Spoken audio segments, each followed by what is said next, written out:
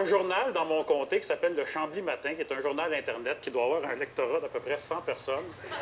Et il y avait les gens, ils faisaient un sondage maison. Il y en avait, mettons, 18 qui votaient pour le candidat du Bloc, 7 qui votaient pour le NPD. Puis moi, il y en avait genre un qui votait pour moi.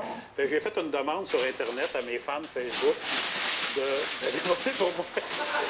Ça a pris 5 minutes, le journal a planté, il n'y avait plus assez de bandes passantes.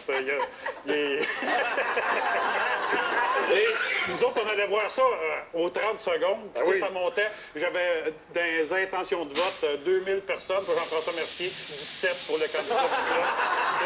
Ça, c'était après une minute, là, parce que le monde était là. Hey, j'ai été voté 10 fois! Mais pas de farce, ça a pris 15 minutes, le site était planté. Puis, tu le faire à un moment donné de gagner. Oui, t'as goût d'en gagner. Oui, j'ai vraiment eu peur. Mais ce que j'ai compté... Mais ce que j'ai compté, c'est une affaire qui est arrivée pour de vrai. Danny Bouchard m'avait appelé, puis c'est on n'a pas le temps! Scrapez le concept, vous autres! J'ai provoqué un incendie dans un centre commercial. Les gens de la ville, vous l'avez trouvé, bravo. Alors, ici...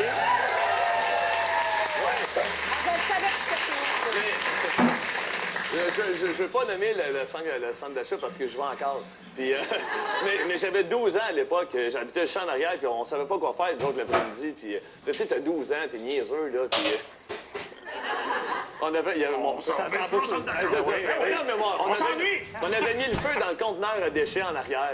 Il ventait tellement que le feu avait pris dans la toiture. Puis, moi, à un moment donné, j'ai pris panique. Mais c'est moi qui avais mis le feu. Je rentre dedans en courant. Je vais voir le monsieur en question, le propriétaire, qui était toujours là aux caisses, puis il saluait les gens.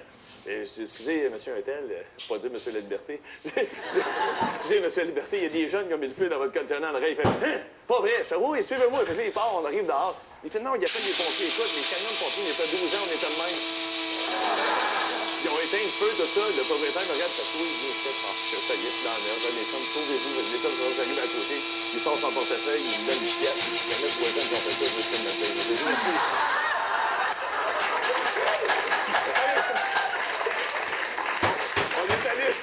On est allé acheter des pommes sequises, de mettre le feu dans son centre d'achat. Mais il faut pas faire ça, là. Non, faut pas faire ça, non. Puis tu y vas encore aujourd'hui, donc c'est dans ta région? Oui. Tu m'auras pas, non. Non, mais ça a changé de nom, c'est plus Steinberg, maintenant. Ça n'existe plus. C'est excellent. Écoute, non, mais c'est 500 $ de chaque côté, bravo. Une bonne réponse de chaque côté. Écoute, j'allais dire bravo, mais je vais dire plutôt merci, parce qu'on ne peut pas dire bravo à ça. Non, merci. Merci beaucoup. Merci. Merci à toi également. Merci à toi, la maison. Donc, 500 $ de chaque côté. On se revoit donc demain, même heure, pour une grosse passerelle dans le placard. À demain, tout le monde.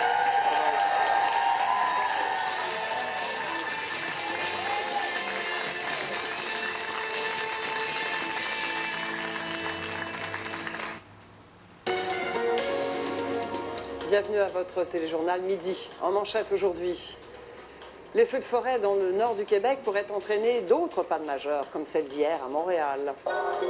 Périmètre de sécurité au centre-ville de Montréal, des produits toxiques auraient fait un mort. Lendemain de coup d'État en Égypte, la police militaire s'attaque maintenant aux frères musulmans.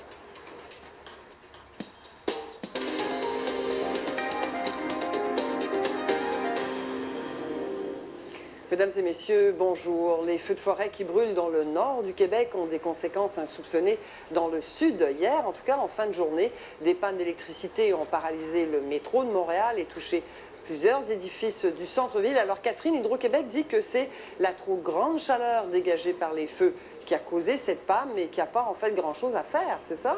Bien, écoutez, oui, c'est ce que dit Thierry Vandal, mais je vous confirme qu'en fin de semaine, parce que ces feux, ce brasier donc brûle depuis plus d'une semaine à cause des chaleurs intenses dans le nord, eh bien, Hydro-Québec a fait appel à la Sopfeu pour justement éteindre les feux dans la région de Eastmain, et c'est à ce moment-là que la Sopfeu a envoyé 4 avions-citernes et également une quarantaine de pompiers pour, entre autres, protéger les gens sur place et les lignes d'Hydro-Québec, parce que la Sopfeu n'intervient pas nécessairement au nord du 51e parallèle, ce n'est plus son territoire, mais intervient seulement si on lui en fait la demande. Et ces derniers jours, donc hier entre autres, il n'y a pas eu de demande d'Hydro-Québec et les avions citernes sont rentrés à leur base. Alors, on a rencontré Mme Ouellette, la ministre des Ressources naturelles, responsable de la SOPFEU, pour savoir qu'est-ce qui en est justement de la situation et des négociations avec Hydro-Québec en ce moment. Je vous invite à l'écouter. En fait, les analyses actuellement sont en cours par Hydro-Québec. J'ai eu une conversation là, hier avec le président directeur général d'Hydro-Québec, M. Vandal, et les analyses sont en cours. Et en fonction des analyses qu'ils auront réalisées et de la progression des feux, en fonction de la localisation des lignes de transport, il va faire appel à nous. Donc, si ça s'est produit hier et que les feux brûlent encore, on peut conclure que ça pourrait se reproduire encore. Il y a de fortes chances, surtout que la température ne s'améliore pas. Il fait toujours aussi chaud et sec dans le nord. Alors, et je vous rappelle qu'il y a en ce moment, ça a augmenté, 260 000 hectares de brasiers dans le nord et des gens sont déjà évacués. Catherine Kovacs, merci beaucoup. Il n'y a pas de quoi. Un important déploiement de mesures d'urgence a lieu en ce moment au centre-ville de Montréal, près de la rue Dufort et du boulevard de Maisonneuve. Caroline, il y a un mort. On ne sait pas exactement de quoi il s'agit, c'est ça?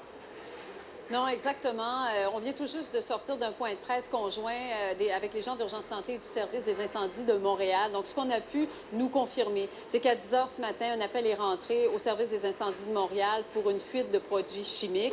À l'arrivée des pompiers, ils ont retrouvé à l'intérieur de l'immeuble situé au 1947 du boulevard de Maisonneuve-Ouest une personne inconsciente à l'intérieur d'un appartement. La personne, un homme de 28 ans, se trouvait seul à l'intérieur de cet appartement-là. À leur entrée, les pompiers ont senti une drôle d'odeur, mais n'ont pas été en mesure jusqu'à maintenant de déterminer s'il s'agissait ou non de produits chimiques. Et s'il s'agit de produits chimiques, de quel type de produits chimiques il s'agit, c'est présentement sous enquête.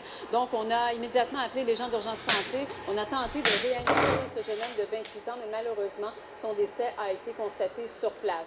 En plus de ça, les pompiers ont dû traiter avec les paramédics d'autres personnes qui habitaient dans l'immeuble ou à proximité. Il y a eu évacuation. Certaines d'entre elles, de ces personnes évacuées, ont été incommodées par ce qu'on pense être des vapeurs de produits chimiques. Mais je vous le rappelle encore, tout ça n'est pas confirmé, c'est encore sous enquête. Donc, il y a eu un pompier d'incommodé, mais on ne sait pas encore de son côté si c'est en raison de la chaleur ou en raison de l'odeur qu'il a respirée.